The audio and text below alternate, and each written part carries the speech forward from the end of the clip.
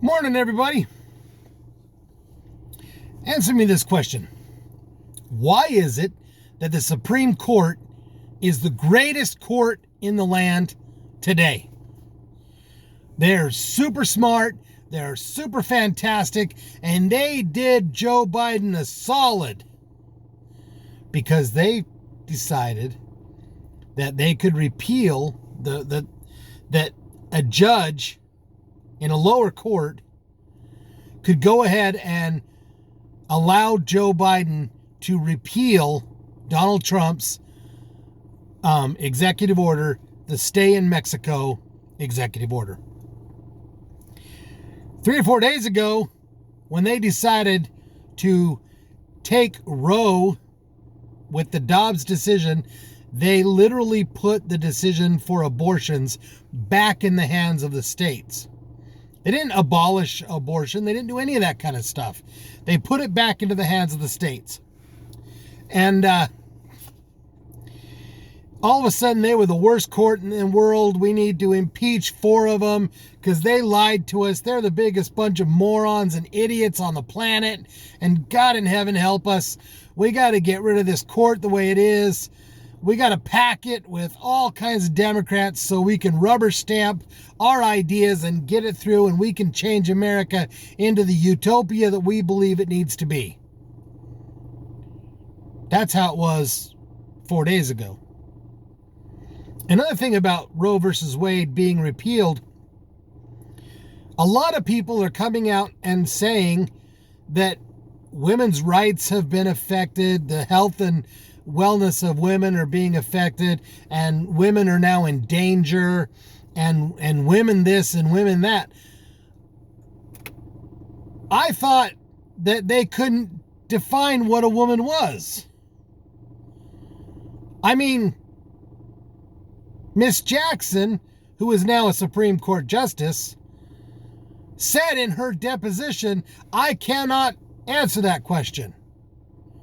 I'm not a biologist. I don't know what a woman is. What is it, left? What is it? 1 minute you can't define a woman. Another minute you think that a man is a woman. You think that a man can have a baby. You think that a man can have menstruation cycles. You think that a man can have period cramps. You think that a man should take a piss in a woman's bathroom. You don't care about gender. You don't care about anything. You don't care about babies. You don't care about all this stuff.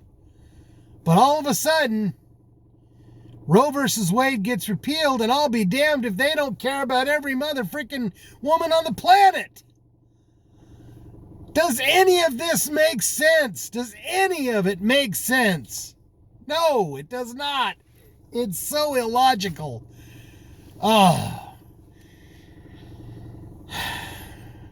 Why am I bringing this up? So, with the immigration system, it's not broken. Our immigration system is not broken. It's like I heard today. A man, I was listening to a podcast today, and the man said that the immigration system is not broken. Your country just sucks.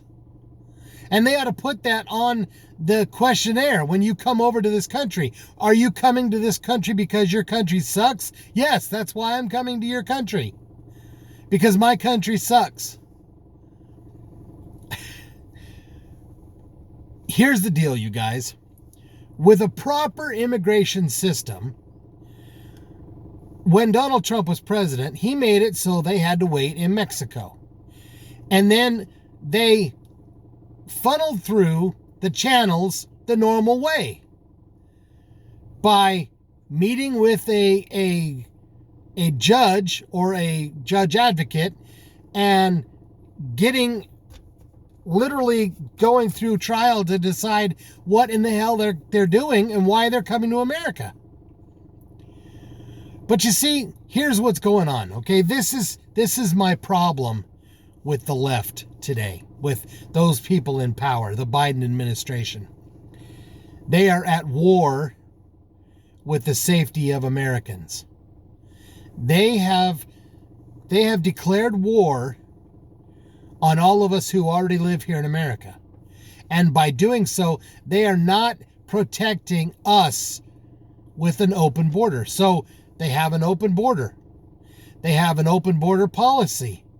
They want everybody to just come in, and anybody who's anybody can come through there. And nobody is checking on them. There's no checks and balances. Nobody knows who's coming in. Nobody even knows where the hell these people are in the country. So as American citizens, we are less safe today than we were 4 years ago. And the reason being is because terrorists, drug lords, and other people, rapists and murderers, have come into this country unchecked, unvetted. They've declared war on energy. They've declared war on fossil fuel. They are forcing us into the electric age. They don't know how they're going to get electricity for the vehicles because they don't want nuclear plants. They don't want coal-fired plants. They don't want hydro plants. They don't want to build new refineries for fossil fuels. They haven't had a new refinery since the 70s. The EPA has so many damn restrictions on everything that goes on in the fossil fuel industry, in big energy, that they can't even fart without getting the permission from the government. I'm telling you, the way this is going right now, you would think Larry, Curly, and Moe are the ones running the White House, the Three Stooges. Because there ain't a damn thing going on out of that White House that makes a bit of sense.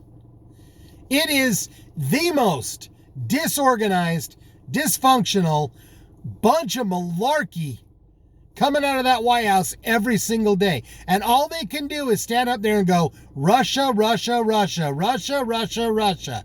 It's all Russia's fault. That is hogwash. It is not Russia's fault. On day one, Joe Biden signed the executive order canceling the Keystone Pipeline and starting the war against energy and fossil fuels. They are forcing us, wanting us to be under their rule, under their laws, under their thumb, and having energy be exactly the way they want it to be. You guys, it is time to fight back. I don't care if your senator is a Democrat or a Republican. You need to call them and you need to tell them, get off of this kick right now. We have been a small r republic since day one. Congress is for the people, by the people, of the people. It is not anything to do. Your own agenda doesn't mean jack. We are the ones who need to be the ones with the voice. Americans need to have the voice. And if the people in Congress do not understand that, then we need to vote them the hell out and be done with it. Let's end this war today. Sorry for the long rant. Thank you for listening all the way to the end. May God bless you, and may God bless these United States of America.